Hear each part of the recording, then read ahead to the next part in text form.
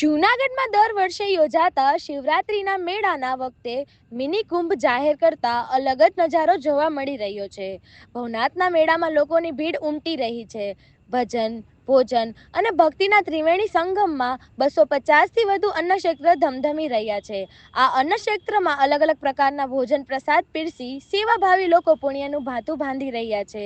શિવરાત્રી મેળામાં ભજન, ભોજન અને ભક્તિનું અનેરું મહત્વ છે. શિવ અને જીવના મિલનના આ મેળામાં લાખોની સંખ્યામાં યાત્રિકો ઉમટી પડે છે. શિવરાત્રી મેળામાં રાત્રિના જામી રંગત ભવનાથ તળેટીમાં લોકોનું માનવ મહેરામણ ઉમટી પડ્યું. દત્ત ચોક, ભવનાથ મંદિર સહિતના વિસ્તારો રોશનીથી ઝગમગી ભજન, ભોજન અને ભક્તિનો ત્રિવેણી સંગમ જામ્યો. અઘોરી બેન્ડના કલાકારોએ ભવનાથ મંદિરના દર્શન કર્યા.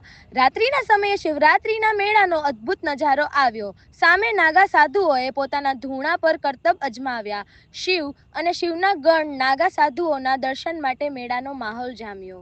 ભવનાથના મેળામાં સૌથી આકર્ષણનું કેન્દ્ર નાગા સાધુઓ હોય છે. નાગા સાધુઓ શિવ સ્વરૂપે આવતા હોવાથી તેના દર્શન માટે લાખોની સંખ્યામાં યાત્રિકો ભવનાથના મેળામાં ઉમટી પડે છે.